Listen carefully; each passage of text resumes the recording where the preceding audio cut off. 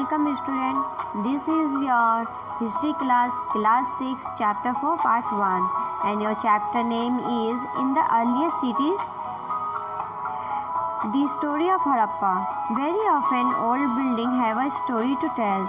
Nearly 150 years ago, when railway lines were being laid down for the first time in the Punjab, engineers stumbled upon the sites of Harappa in present-day Pakistan.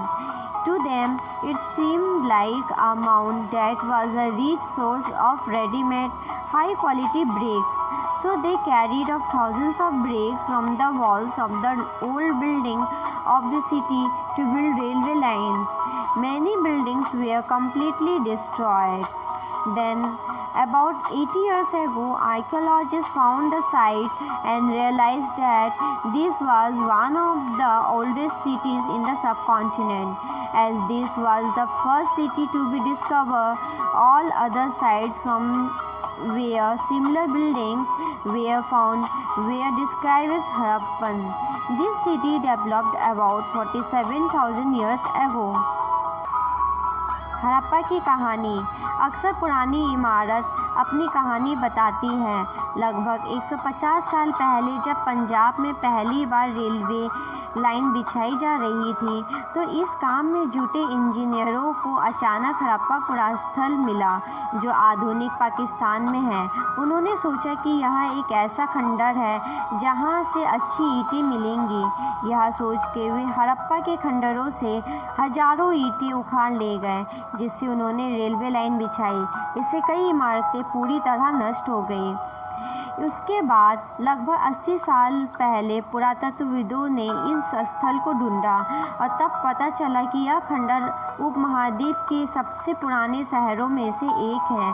चूँकि इस नगर की खोज सबसे पहले हुई थी इसलिए बाद में मिलने वाले इस तरह के सभी पुरास्थलों में जो इमारतें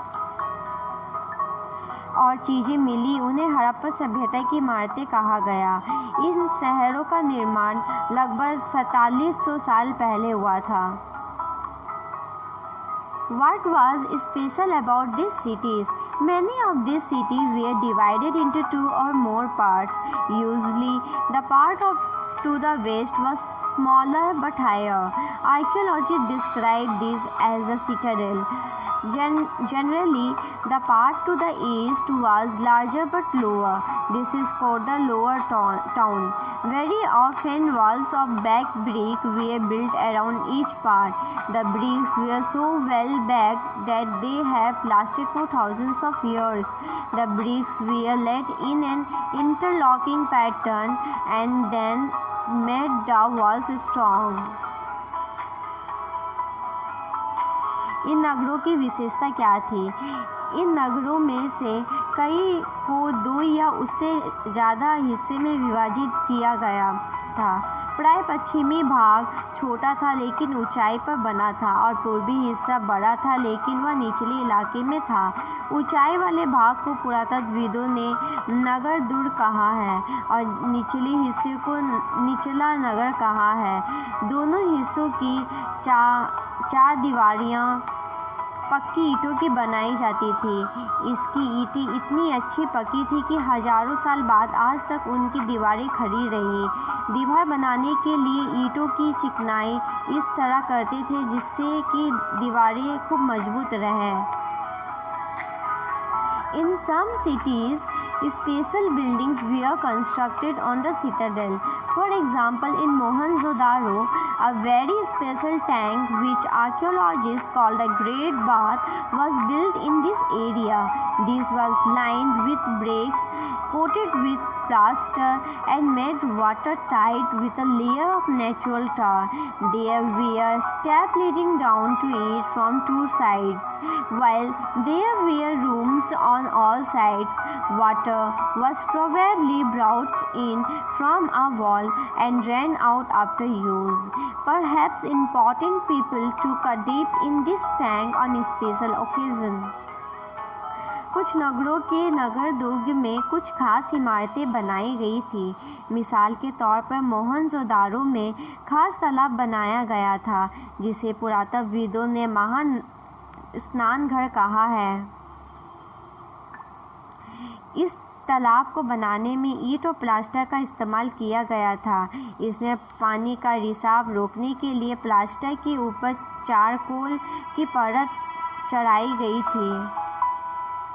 इस सरोवर में 2 तरफ से उतरने के लिए सीढ़ियां बनाई गई थी और चारों ओर कमरे बनाए गए थे।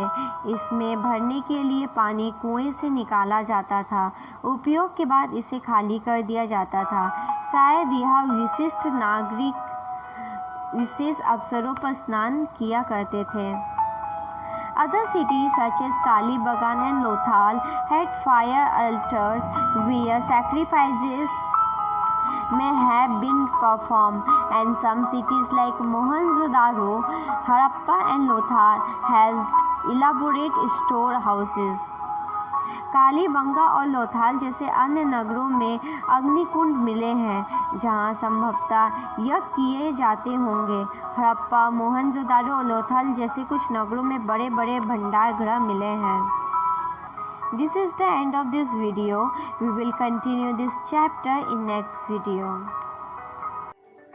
If you have any doubt, please let us know. We will try to clear your doubts in another video. अगर आपको कोई संदेह है तो कृपया करके हमें बताइए। हम अगले वीडियो में आपके संदेह को दूर करने का प्रयास करेंगे।